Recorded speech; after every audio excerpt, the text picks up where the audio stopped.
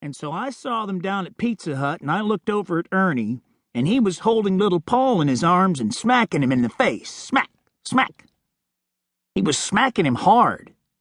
Everybody in the Pizza Hut was horrified because there was little Paul, and he wasn't crying about it. He was laughing. He was laughing because he loved getting slapped in the face. But stop! There is one thing you'll never know about my Uncle Nathan. You'll never know just how sweet he was. You'll never know how alive he was. Then I looked at pictures of my uncles like Uncle G. My Uncle G was always trying to kill himself, but something always went wrong. One time, he was working in a factory up north and living on Lake Erie. He bought a boat and a shotgun and some shells and decided to go out on the boat on a Saturday morning and end his life. He said goodbye to all of his friends, and he told his wife it was the end. He had enough guts now. He wanted people to know this time he was truly going to make it happen. So, he cleaned the shotgun and went out in his boat. He shined the boat up the day before. He cranked the motor and went out into the middle of the lake. He sat and looked out over the shining water and thought about his life. He knew this was the end.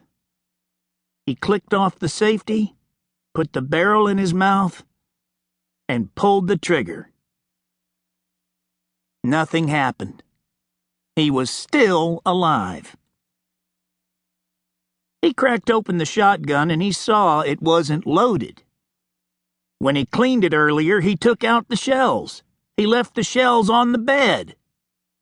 Shit! He took his boat back home, and he knew things were different now. He never tried to take his life again. There were stories about little boys getting ear infections and Ruby not having enough money to take them to the doctors. So, they just twisted and turned and flipped and flopped in their sick beds, crying for days until their eardrums popped, poof, and they eventually went deaf. What did you say? My dad was working at Kroger when he was 19 years old. And one day, in a store meeting, the manager was saying the names of these guys who broke into the store and stole a bunch of shit. He said the name of one of the robbers, Stanley McClanahan. Then he asked my dad, not thinking, "Do you know him, Mac?" My dad said, "Yep, he's my brother." So the room grew quiet, and the manager later apologized to him. There was my Uncle Grover who suffered from depression and schizophrenia. And instead of taking him to the doctor, they brought in a faith healer and had someone hold him down and tried exorcising his demons. This was the way it was done.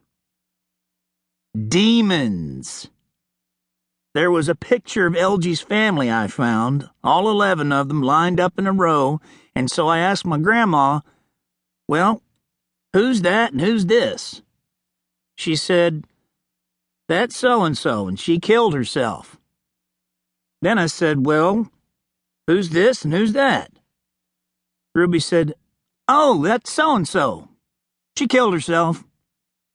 And out of the 11 children, 5 of them committed suicide. And so I asked, "Well, what happened to Elgie's father?" She said, "Oh, one day he was rocking a baby in his lap, and then he put the baby down and went out behind the Johnny house." Then she whispered so Nathan couldn't hear. "And then he shot himself." I flipped through the picture book and I saw it all. Some of them stayed and had children, and some of them went to other places. Some went north to places like Flint, Michigan and Cleveland, Ohio, and worked in factories. And some worked for General Motors in Flint, Michigan, and some worked in steel mills in Cleveland, Ohio.